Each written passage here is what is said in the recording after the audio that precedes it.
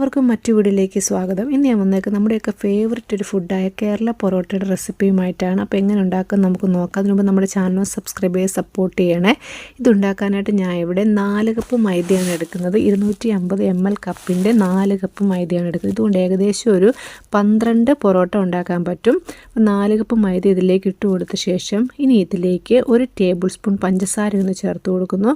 കൂടെ തന്നെ 1 ടീസ്പൂൺ ഉപ്പ്, 1/2 ടീസ്പൂൺ ബേക്കിംഗ് സോഡ, 1 മുട്ട, 1 ടേബിൾ സ്പൂൺ ഓയിൽ എന്നിവ ഒന്ന് ചേർത്ത് കൊടുക്കുക.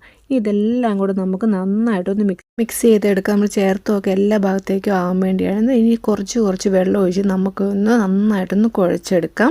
വെള്ളം കൂടി പോകാതിരിക്കാൻ പ്രത്യേകം ശ്രദ്ധിക്കുക. ഇത് നന്നായിട്ട് കുഴച്ചെടുത്ത ശേഷം വീണ്ടും കുറേ സമയം ഇതുപോലെ നന്നായിട്ടൊന്ന് കുഴച്ചെടുത്ത് ആ മാവ് നമുക്കൊന്ന് സോഫ്റ്റ് ആക്കി എടുക്കാം. ഇപ്പോൾ ഇതിവിടെ റെഡിയായി. ഇതിൻ്റെ മുകളിലേക്ക് കുറച്ച് ഓയിലും കൂടി ഒന്ന് തടവി കൊടുത്ത ശേഷം നമുക്കിത് ഏകദേശം ഒരു മണിക്കൂറൊന്ന് മൂടി വയ്ക്കാം. ഇപ്പോൾ ഇത് 1 മണിക്കൂറായിട്ട് നമുക്ക് തുറന്ന് നോക്കാം. നമ്മുടെ മാവൊക്കെ പൊങ്ങി നല്ല സോഫ്റ്റായിട്ട് വന്നിട്ടുണ്ട്. ഇനി നമുക്കിത് ഉരുളകളാക്കാൻ വേണ്ടി ഒന്ന് കട്ട് ചെയ്തെടുക്കാം.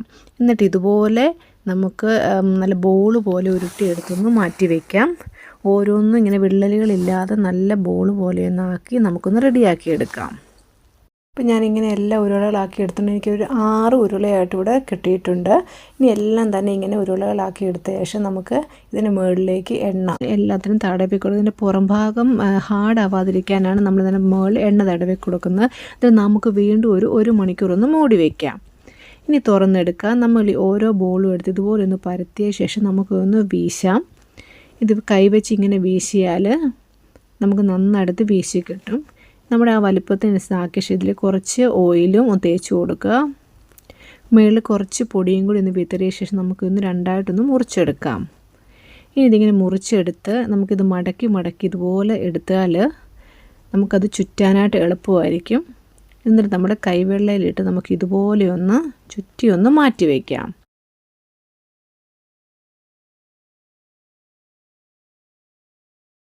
ഒരു 12 എണ്ണം ഇവിടെ കിട്ടിയിട്ടുണ്ട്. ഇതിൽ കുറച്ച് എണ്ണ തടവി ഒന്ന് കുറച്ച് നേരം കൂടെ മൂടി വയ്ക്കാം. ഇനി തുറന്നെടുത്തിട്ട് നമുക്കിത് ഓരോന്നും കൈ വെച്ച് കുറച്ച് എണ്ണയൊന്ന് തടവിയിട്ട് കൈ വെച്ച് ഇങ്ങനെ പ്രസ് ചെയ്ത് കൊടുക്കാം.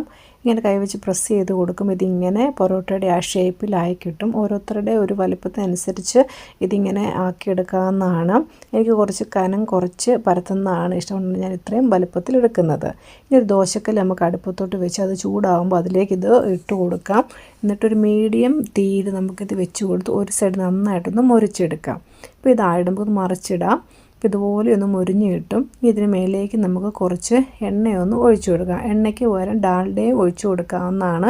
ഇതുപോലെ പ്രസ് ചെയ്ത് കൊടുത്താൽ മറ്റു വശം നന്നായിട്ടൊന്ന് മുരിഞ്ഞ് കിട്ടും. ഇതുപോലെ 2 വശം നന്നായിട്ട് വേണം മുറിച്ചെടുക്കാനായിട്ട്. ഇങ്ങനെ ഒന്ന് പ്രസ് ചെയ്ത് കൊടുക്കുക. നമുക്കിത് ആ വശം ഇപ്പോൾ ഇതുപോലെ റെഡിയായി കാണും. നമുക്കിനി ഇതൊന്ന് മറിച്ചിടാം. ഇതിങ്ങനെ മറിച്ചിട്ട് കൊടുക്കുമ്പോൾ ആ വശവും റെഡിയായി കിട്ടും. ഇനി അതിന് മേലേക്ക് നമുക്ക് കുറച്ച് എണ്ണയൊന്ന് ഒഴിച്ചു കൊടുക്കാവുന്നതാണ്. എന്നിട്ട് 2 വശവും തിരിച്ച് മറിച്ചിട്ട് ഇതുപോലെ നന്നായിട്ട് മുരിച്ചെടുക്കാം. നല്ല ടേസ്റ്റുള്ള നല്ല സോഫ്റ്റായിട്ടുള്ള പൊറോട്ടയാണ്. ഇതുപോലെ ഉണ്ട് 2 വശവും ഒരു ഗോൾഡൻ ബ്രൗൺ കളർ ആകുന്ന ഒരു നാക്കിയെടുക്കാം. അങ്ങനെ നമ്മുടെ കേരള പൊറോട്ട ഇവിടെ റെഡി ആയിട്ടുണ്ട്. ഇതുപോലെ നമുക്ക് ബാക്കി എല്ലാം തന്നെ ഒന്ന് ചുട്ടെടുക്കാം. വളരെ ടേസ്റ്റാണ്. അപ്പോൾ എല്ലാവരും ഒന്ന് ട്രൈ ചെയ്ത് നോക്കണേ.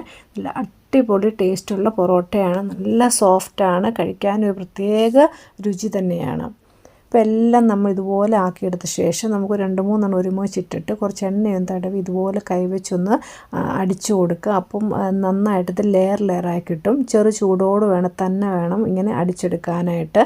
അങ്ങനെ അടിച്ചും കൂടി എടുത്തു കഴിഞ്ഞാൽ നമ്മളുടെ കേരള പൊറോട്ട ഇവിടെ റെഡിയാണ്. ഇത് ചിക്കൻ കറി, ബീഫ് കറി, ബീഫ് റോസ്റ്റിനൂടെയൊക്കെ നല്ല അടിപൊളി കോമ്പിനേഷനാണ്. അപ്പോൾ എല്ലാവരും ഇങ്ങനെ തന്നെ ഉണ്ടാക്കി നോക്കണേ. വീഡിയോ ഇഷ്ടമായ ലൈക്ക് ചെയ്യുക, സബ്സ്ക്രൈബ് ചെയ്യുക. നിങ്ങളുടെ ഫീഡ്ബാക്ക് ഒന്ന് കമൻറ്റ് ചെയ്യുകയും കൂടെ ചെയ്യണേ. വീണ്ടും നമുക്ക് മറ്റു വീഡിയോയിൽ കാണുന്നവരെ ടാറ്റ ബൈ ബൈ.